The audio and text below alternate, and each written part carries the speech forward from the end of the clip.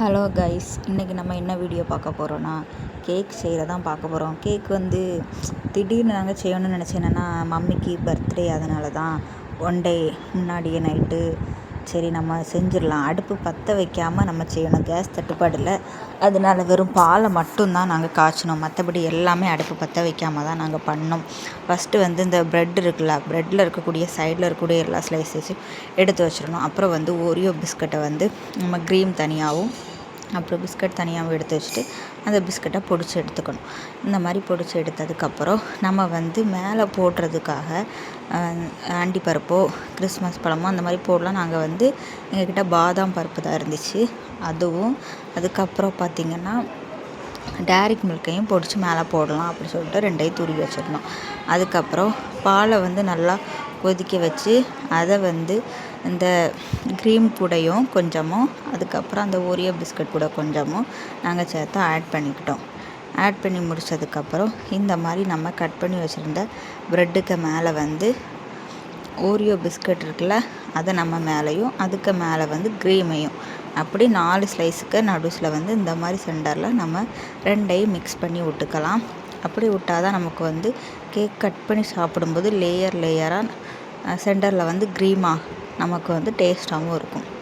அதுக்காக தான் 2 க்ரீமையும் வந்து நாங்கள் சேர்த்து அட்டாச் பண்ணிக்கிறோம்.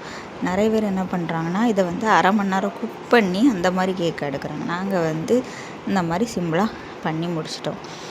க்ரீம் வந்து கொஞ்சம் திக் ஆகிட்டு அதனால தான் இப்படி இருக்குது. நம்ம வந்து க்ரீம் கூட பால் சேர்க்கும்போது கொஞ்சம் கொஞ்சமாக சேர்த்தணும். மொத்தமாக அப்படியே ஊற்றினால அது வந்து கொஞ்சம் கட்டி பிடிச்சிட்டு அதுக்கு மேலே இன்னொரு ப்ரெட்டை வச்சு அதுக்கு மேலே இந்த மாதிரி நம்ம பண்ணிடுவோம். எப்போவுமே நாங்கள் வந்து ஆர்ட்ரு போடுவோம். கேக் வந்து அவங்க வந்து ஸ்பெஷலாக பண்ணி தருவாங்க. நம்ம கடையில் வந்து ரொம்ப நாள் ஆகிருக்கும், சரி நம்ம வந்து இந்த டைம் கடையில் வாங்காண்டா நம்மளே திங்ஸ் வாங்கி நம்மளே பண்ணிடலாம் அப்படி சொல்லி தான் நானும் என்னோடய சிஸ்டரும் ட்ரை பண்ணிட்டோம். எப்படியோ நல்லா வராதோ அப்படின்னு நினச்சோம். உண்மையிலே நல்லா தான் வந்துச்சு. அப்புறம் நம்ம பீட்ரூட் கேரட் துருவோம்ல சீவல், அதில் வச்சு தான் நான் வந்து இந்த டேரிக் மில்கை இந்த மாதிரி சீவி வச்சுருந்தேன். அது கொஞ்சம் நேரத்தில் மெல்ட் ஆகிட்டு அதனால் நம்ம வந்து ஃப்ரிட்ஜில் வச்சுட்டு நெக்ஸ்ட் டே எடுக்கலாம் அப்படின்னு. அதுக்கப்புறம் இது பார்த்திங்கன்னா பாதாம் பருப்பு இருக்கே, அந்த பாதாம் பருப்பை வந்து துருவி அதையும் மேலோடி போட்டுக்கும். நிறைய வந்து வடிய ஆரம்பிச்சிட்டு டைம் வந்து ஆக அதுக்கப்புறம் நாங்களும் எப்படி ஒரு வழியாக பண்ணி முடித்து ஃப்ரிட்ஜ்லேயும் வச்சு அடுத்த நாள் அம்மாவுக்கு சர்ப்ரைஸாக இருக்கட்டும் சொல்லிட்டு எடுத்து நாங்களும் கட் பண்ணோம். கட் பண்ணால் வந்து ஃப்ரீசரில் வச்சுருந்தோம், அதை கொஞ்சம் கட்டி ஆகிட்டு இருந்தாலும் நாங்கள் கட் பண்ணோம். உண்மையிலே நடுஸில் லேயராக சூப்பராக அழகாக டேஸ்ட்டாக வந்துச்சு. உடனே நாங்களும் கட் பண்ணி காலி பண்ணிட்டோம். தீர்ந்துட்டு கைஸ்.